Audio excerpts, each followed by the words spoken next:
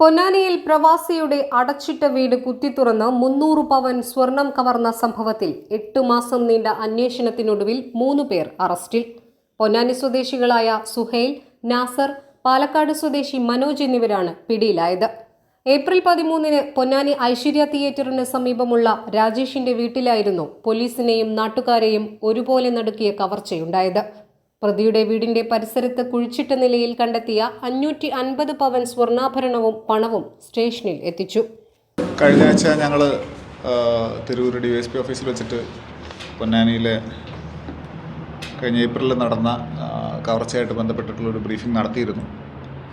ആ ബ്രീഫിങ്ങിൽ തന്നെ ഞങ്ങൾ പറഞ്ഞിരുന്നു, ഞങ്ങളുടെ കേസന്വേഷണത്തിൻ്റെ ആദ്യഘട്ടം മാത്രമാണ് പൂർത്തിയായിരിക്കുന്നതെന്ന്.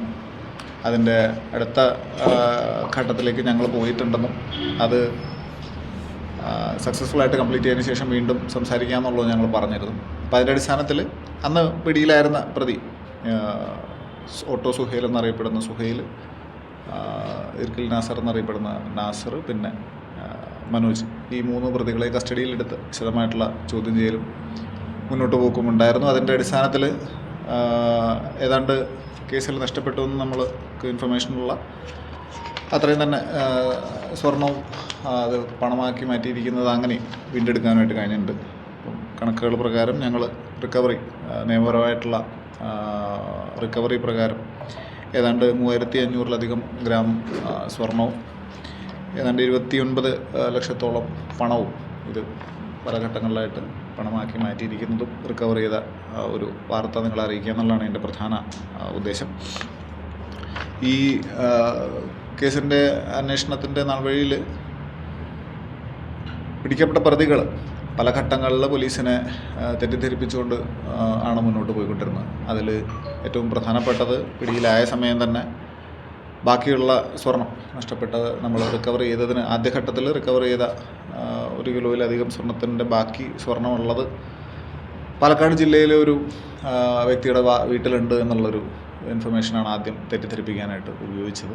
അത് നിമിഷങ്ങൾക്കുള്ളിൽ തന്നെ പാലക്കാട് കൊഴിഞ്ഞാമ്പാറയിലെ പോലീസ് ടീം ഉടനടി തന്നെ ഈ സംഭവ സ്ഥലത്ത് ചെന്ന് അത് വെരിഫൈ ചെയ്ത് അത് ക്രോസ് ചെയ്യിപ്പിക്കുകയും ചെയ്തതോടുകൂടി ആ വാദം പൊളിയുന്ന ഘട്ടത്തിൽ ആണ് നേരത്തെ ഉണ്ടായിരുന്ന റൂമറുകൾ പ്രകാരം ഈ കേസിൽ തമിഴ്നാട് സ്വദേശികളായിട്ടുള്ള 2 പേരും, ഒരു പ്രഭുവും സെന്തിലും, മുൻ ക്രൈമുകളിൽ ഉൾപ്പെട്ടിരുന്ന അവരിതിനകത്ത് പങ്കെടുത്തുവെന്നും അവരുടെ പങ്കാണ് ഇനി കിട്ടാനുള്ളതും എന്നുള്ള രീതിയിൽ ഒരു ഭാഷണമുണ്ടായത്.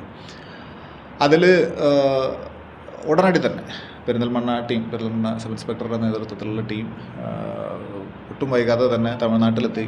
തമിഴ്നാട് അവിടുത്തെ ACPയുടെ സഹായത്തോടു കൂടി പ്രഭു എന്ന മുൻകാലത്തിൽ ക്രിമിനൽ റെക്കോർഡ്സുള്ള വ്യക്തിയെ കണ്ടെത്തുമ്പോൾ അയാൾ കുറച്ചധികം കാലമായിട്ട് ക്രിമിനൽ ആക്ടിവിറ്റീസിൽ നിന്നെല്ലാം മാറി ഒരു ട്രാൻസ്പോർട്ട് കമ്പനിയിൽ ഒരു വാഹനം ഓടിക്കൽ കാര്യത്തിൽ പങ്കെടുത്തുകൊണ്ടിരിക്കുകയാണെന്നുള്ളത്. ഒട്ടും സമയം കളയാതെ തന്നെ അയാളെ കൂട്ടിക്കൊണ്ടുവന്ന് വീണ്ടും ഈ പ്രതിയെ ക്രോസ് ചെയ്തതിനകത്ത് ആ വാദവും പൊളിയുന്നൊരു ഘട്ടം വന്നു. അപ്പോൾ ഈ പറയുന്ന വാദങ്ങളെല്ലാം തന്നെ പോലീസ് കസ്റ്റഡി കിട്ടിയിരിക്കുന്ന 5 ദിവസത്തെ പോലീസ് എടുത്തിടത്തോളം ഓൾമോസ്റ്റ് പറഞ്ഞിരിക്കുന്ന അത്രയും തന്നെ ആയിട്ടുണ്ടെന്നുള്ളതാണ് നമ്മുടെ ഒരു വിശ്വാസം. തീർച്ചയായിട്ടും ഇനിയും എന്തെങ്കിലും ഉണ്ടോ എന്നുള്ളത് ഇനിയും അന്വേഷണത്തിൻ്റെ പരിധിയിൽ വരാനുണ്ട്. ആസ് ഓഫ് നൗ ഉരുക്കപ്പെട്ടിരിക്കുന്ന അല്ലാതെ ഉള്ളതെല്ലാം തന്നെ അവർ ഐഡൻറ്റിഫൈ ചെയ്തിരിക്കുന്ന ഘട്ടമുണ്ട്. പിന്നെ പണമാക്കി മാറ്റിയിരിക്കുന്നത് ആ രീതിയിലുള്ളതുണ്ട്. ഇനിയൊരു മേജർ ഷെയർ എങ്ങനെ വന്നാലും ഒരു എത്ര ശതമാനം ഉണ്ടാവാം, 99% ഉണ്ടെന്നാണ് അന്വേഷണ ഉദ്യോഗസ്ഥൻ നിഗമനം.